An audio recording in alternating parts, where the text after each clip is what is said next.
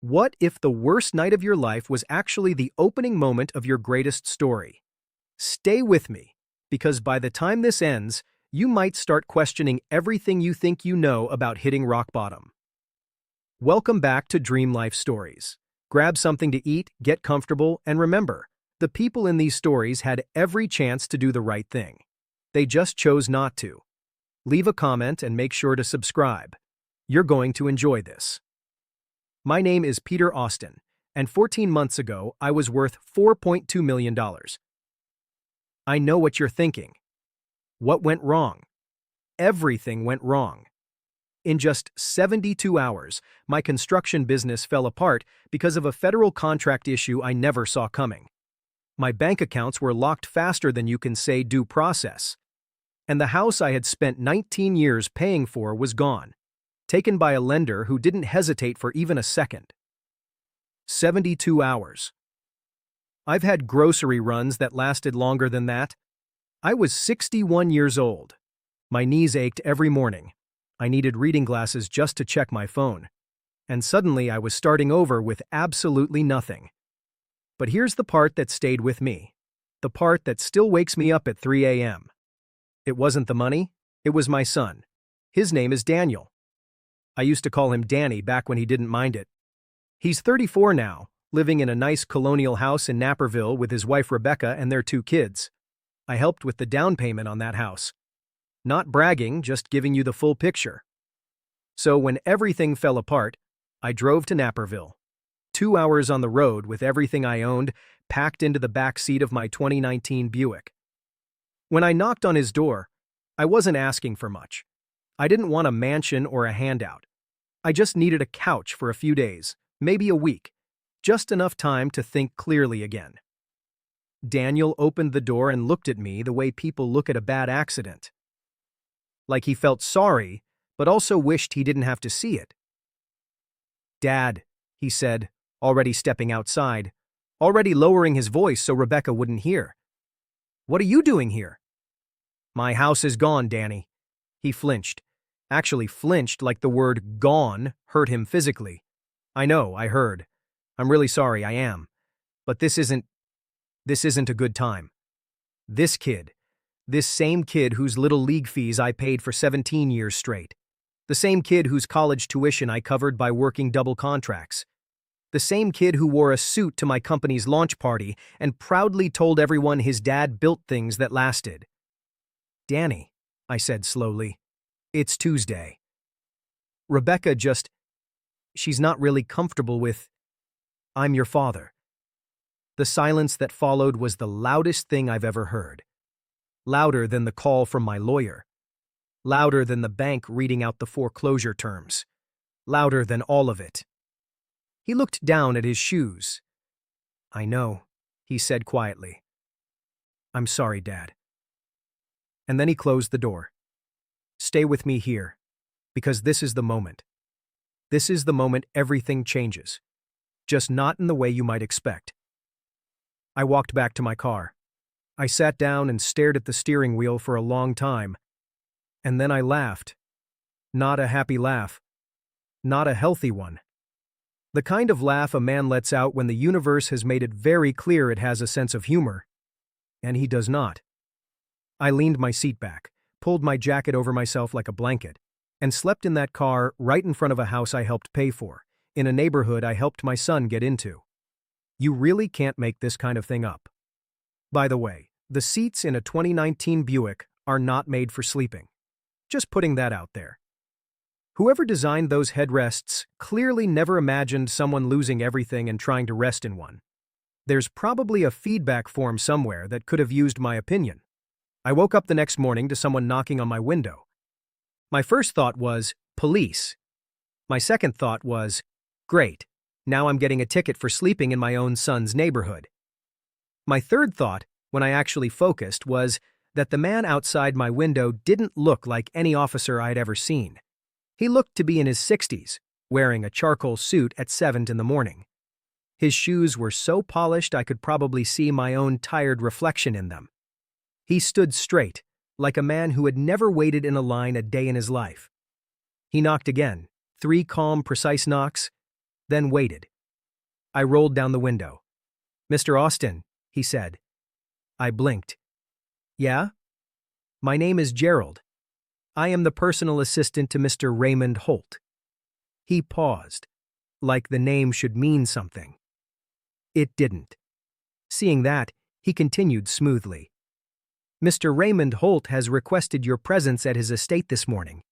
He is very particular about the timing." I looked at him, then at myself. My jacket was wrinkled, my clothes were creased, and my hair had clearly made its own decisions overnight. "I'm sorry," I said. "Who sent you?" "Mr. Raymond Holt, sir." "And who is Raymond Holt?" Gerald blinked, and I had the feeling this was not a question he heard often. "He is," Gerald paused carefully, "a man of significant influence. He is also, I regret to say, dying. His doctors estimate he has about 3 weeks left. He is finalizing his will and personal matters, and he has specifically asked to speak with you before anything is signed." The morning air felt cold. Somewhere nearby, a sprinkler system turned on. Birds were chirping. It sounded like a completely normal Tuesday morning. Nothing about this felt normal. "Gerald," I said, choosing my words carefully, "I just spent the night in my car. I have no money, no house, no business, and my own son turned me away last night. I don't know this Raymond Holt. I have no idea why a dying billionaire would want to see me, and I look like a mess." Gerald looked at me calmly. "Yes, sir. Mr. Holt is aware of your situation," he said. And I quote. He reached into his pocket and pulled out a small cream-colored card. He read it without emotion. "Tell Peter Austin that what he has been through does not disqualify him. It is exactly why I want to see him." I took the card and read it myself. Then I read it again. "He knows what I've been through?"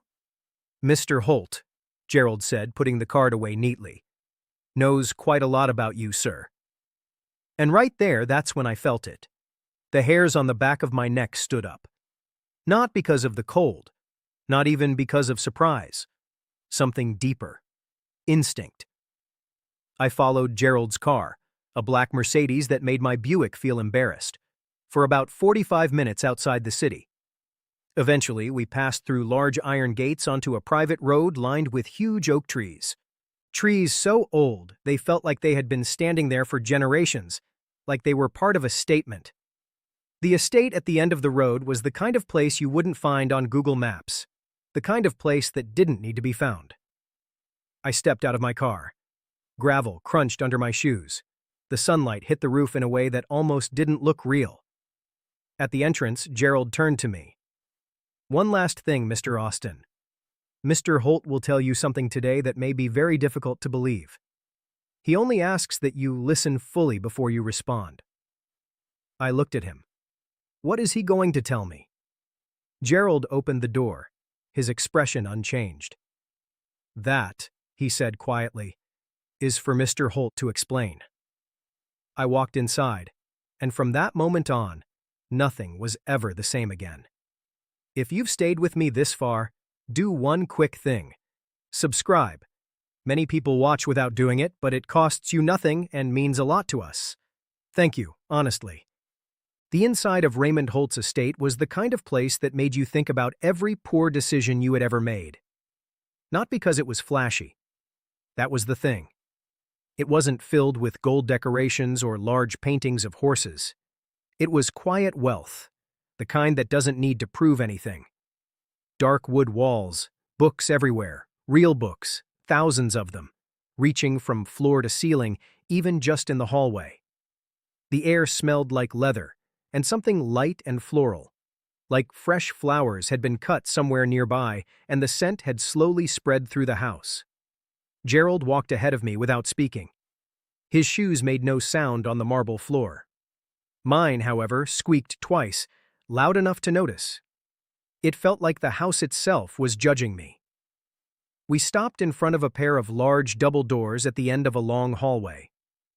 Gerald knocked twice, waited, then turned to me with the calm, controlled expression of someone who had spent years hiding every emotion. He gets tired quickly, Gerald said.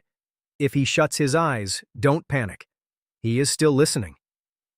Great, I replied. Anything more? Gerald paused for a second. Don't touch the desk. Before I could even ask why, he pushed the doors open. Raymond Holt was not what I had pictured in my mind. I'm not even sure what I expected. Maybe something more dramatic. A fragile man in expensive silk pajamas, hooked up to machines, breathing slowly while staring out a window like in those movies. That's how dying billionaires are usually shown. Raymond Holt looked more like a retired schoolteacher, the kind who used to teach geography. He was thin, yes, and pale in a way that had nothing to do with sunlight, and everything to do with what was going on inside him. He sat in a wingback chair by the window, wearing a simple navy cardigan, with a wool blanket resting across his lap. His hair was white and neatly combed. His eyes, when they met mine, were sharp, shockingly sharp. The eyes of a man whose body was slowly giving up, but whose mind was still fully awake. He stared at me for a long moment without saying anything. Then he spoke. You look awful, Peter. I blinked. Good morning to you too, I said. Something shifted at the edge of his mouth, almost like a smile. Sit down. I sat in the chair across from him. Between us was a small table with 2 cups of coffee already placed there. I looked at the coffee, then back at him. I had Gerald prepare it before he went to get you, Raymond said. I assumed you would need it. You assumed correctly. I picked up the cup. It was still warm. I didn't question it at all. When a dying stranger offers you perfectly timed coffee after you've spent the night sleeping in your car, you just drink it. That's basic survival instinct. Raymond watched me quietly, almost amused. Then he folded his hands together in his lap and said, I owe you an explanation. You owe me a lot more than that, I said, starting with how you even know my name. I know more than just your name. He reached to the side table and picked up a manila folder. He held it out toward me. I know everything, Peter. I took the folder. I opened it, and for a second I forgot how to breathe. Inside that folder was my life. Not a short summary, not some quick report. My actual life. Photographs, papers, records. There was a photo of me at my company's groundbreaking in 2009, holding a shovel, smiling like a man who still believed everything would work out. There was a copy of Danny's college enrollment documents with my signature on the financial guarantee. There was a picture of my house, my real house before the bank took it. The front porch, the flower bed Margaret planted the first spring we moved in, the slightly crooked mailbox I always said I would fix but never got around to. My hands were not steady anymore.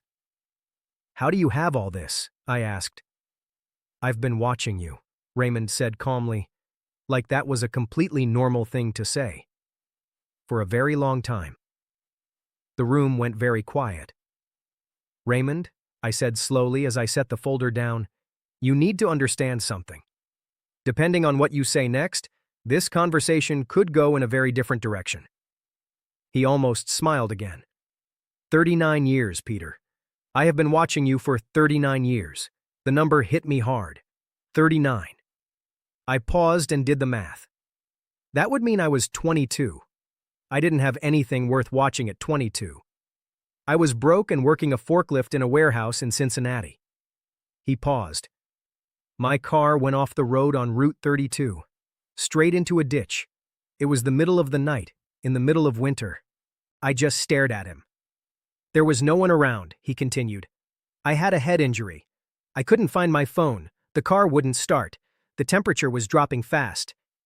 He looked back at me. Then a truck pulled over. Something moved in my memory, faint and distant, like trying to remember a dream you had days ago. The room went completely silent. And then, slowly, like a picture coming into focus, I remembered. A dark road. A car stuck in a ditch. A man who could barely stand. The freezing cold. The waiting room with those hard orange plastic chairs. I remembered thinking I was going to be late for work and wondering if my supervisor would understand. That was you, I said quietly. That was me. I leaned back in my chair. I never even thought about that again. I was late for work. My supervisor cut my pay, and I just thought it was a bad day. For you maybe, Raymond said softly. For me, it was the night I decided my life needed to mean something more. Now I know what you're thinking. You're thinking this is a nice story. A billionaire thankful to the man who saved him, decides to reward him, gives him money, and everything ends happily. That would be the simple version. But this is not the end of the story. Not even close. So you watched me for 39 years out of gratitude, I said. I appreciate that. I really do. But Raymond, my business didn't just collapse on its own. Federal contract problems don't appear out of nowhere. Banks don't suddenly freeze accounts without pressure from somewhere. I leaned forward. What happened to me? That wasn't just bad luck, was it? Raymond held my gaze. He didn't look away. He also didn't answer right away, which in my experience is already an answer. No, he finally said. It wasn't. The word felt heavy in the room. Raymond, there are 12 men, he said, including myself, though I am no longer active. 11 others. Powerful men. Men who move things quietly, from behind the scenes. We have been running something for 30 years. A study, you could call it. A kind of selection process. He closed his eyes for a brief moment. Every few years, we choose a candidate. Someone with real character, not fake or performed, but real. And then, we test them. I felt a cold sensation start at my spine and move upward. We take everything away, Raymond continued, carefully and step by step. Business, assets, security. And then we watch. We see what they do when everything is gone. Who they become when there is nothing left to protect. I tightened my grip on the armrest. The others, I said, my voice steady. What happened to them? Raymond's face changed slightly, becoming heavier. Some begged, he said. Some stole. One man disappeared completely. We believe he is somewhere in Costa Rica. One had a mental breakdown. One sued everyone he could. He paused. One ended his life. The silence after that was heavy and uncomfortable. And me? I asked. You, Raymond said, slept in your car. He said it like those words explained everything, like they answered a question that had been asked for years. You didn't lose control, he said. You didn't collapse. You didn't go looking for someone to blame or someone to save you. You simply, he paused, searching for the right word, endured, with your dignity still intact, like a man who understood deep down that this was not the end of his story. My jaw tightened. Or maybe I was just too tired to fall apart. Maybe, Raymond said. But tired men without dignity don't carry themselves the way you did last night. Gerald watched you for 3 hours before he came to your window. I slowly turned my head. Gerald was watching me the whole night? From a distance. That is not as comforting as you think, Raymond. He leaned slightly toward the desk, the movement clearly costing him effort, and picked up a sealed envelope. He placed it on the table between us. That, he said, is a letter of introduction to the other 11 men. My lawyers will complete everything this week. My will gives you controlling interest in my estate. The investments, the properties, the influence. He paused. And the seat. The seat? I repeated. In the group. My seat. The one that decides who the next candidate will be. I looked at the envelope, then back at him. You want me to choose? He simply said, yes. I turned back to him. Who are the 11 men? I asked. Raymond looked at me with those sharp, tired eyes. That, he said, depends on whether you pick up the envelope. I looked at it as it rested on the table. Small, cream-colored, almost like the card Gerald had read out to me earlier that morning. I stared at it for a long moment. If you've been following along and want more stories like this to keep coming, it really helps if you hit that like button and subscribe. Around 97% of people don't, but it's what keeps this whole thing going. So honestly, thank you. I reached for the envelope. Behind the clean suit and the silver hair, I saw the man who had sat across from me in that small office in 2001 with the broken printer. I saw the man who had held my son the day he was born. I saw someone who had done something that could not be forgiven and had been living with that truth for 12 years. "Walter," I said. "Peter." His voice was steady, but his jaw was tight. "I owe you, and you owe me everything." I said it calmly, without raising my voice, because we both already understood the truth in it.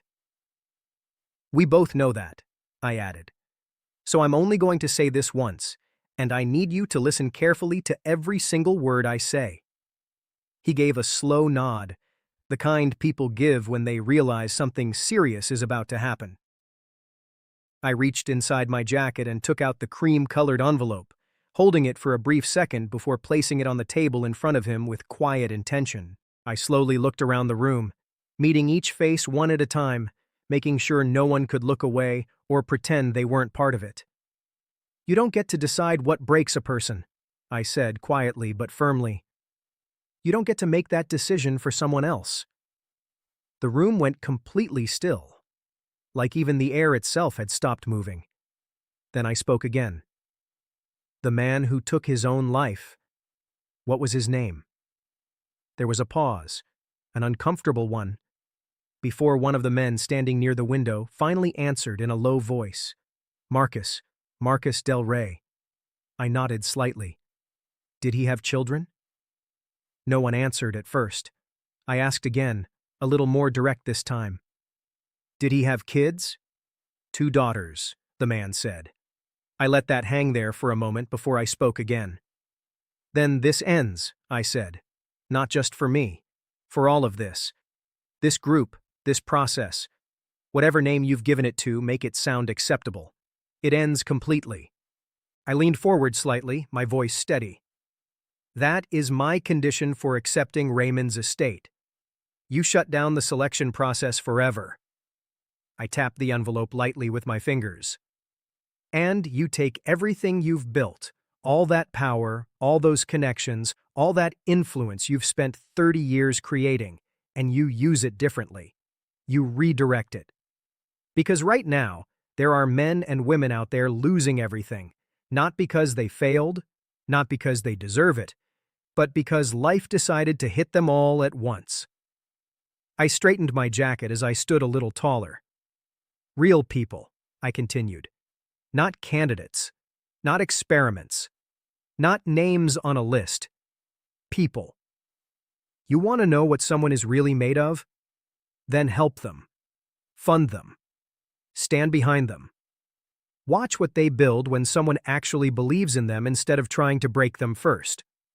That will tell you more about a person's character than destruction ever could." No one spoke. No one moved. The silence was heavy, but it wasn't empty. It was the kind of silence where something important is shifting. Then, slowly, almost like a man accepting something he should have accepted years ago, Walter Briggs pulled out his chair and sat down. He rested his head in his hands, and one by one, quietly, the others followed. Chairs moved softly against the floor, and just like that, something old ended without a single dramatic moment. I took Raymond's seat that day, but not to continue what had been happening there before. There was no more selection process. That part was over. I took the seat because 11 powerful men had just agreed, some willingly, others because they understood they didn't really have another choice, to become something different. And someone needed to make sure they kept that promise, someone who had stood in the ruins of their own life and understood the real cost of it. Someone who had slept in a 2019 Buick, waking up each morning not knowing if it was the end of everything or just the start of something new. Someone who had already lost enough to know what mattered. Raymond passed away 11 days later. Gerald was the one who called me. His voice was quieter than usual. I drove out to the estate and spent some time sitting in the wingback chair near the window. It was just the two of us in that room, filled with the faint smell of leather and flowers coming from somewhere deeper inside the house. I sat there thinking about everything. A dark road in February. A man lying in a ditch. A kid who stopped. Not because he was brave, but because he didn't yet know how not to care. I thought about how it's always the smallest moments that end up deciding the biggest parts of our lives. The moments you don't plan for. The ones you almost miss. As for Danny, he called me about 6 weeks after that morning in Neepville. Somehow he had heard, the way news like that always seems to travel, that his father's situation had changed. "Dad," he said, "I've been thinking about what happened and I want to—" "Danny," I interrupted gently, "I love you. You're my son, and nothing will ever change that." I paused for a second before continuing. "But I need you to sit with what you did for a little longer before we start talking about moving past it. Can you do that?" There was a long silence on the other end of the line. When he finally spoke again, his voice sounded different, quieter, like something inside him had shifted. "Yeah," he said. "Yeah, I can do that." "Good," I replied. "I'll call you at Christmas." Then I ended the call. Outside the window of my new office on the 32nd floor of a different building, one without gold letters or anything flashy, the city kept moving the way cities always do. Fast, busy, full of people rushing from one thing to another, most of them not realizing how close they might be to having everything change. The city didn't care. It never does. It just keeps going, filled with people who are sometimes only one bad Tuesday away from finding out who they really are. But I knew who I was. It took me 61 years to figure it out. It took losing a business, losing a home, sleeping in a car that wasn't meant for that kind of life, and meeting a dying billionaire who had a folder filled with every detail of my existence. But in the end, I understood. And sometimes, just sometimes, hitting rock bottom isn't where your story finishes. It's where it finally, truly begins in the way it was always supposed to. If you connected with this story, consider joining our community by hitting that like button and subscribing for more honest, raw, and family-focused stories. And as always, thank you for being here and being part of this space.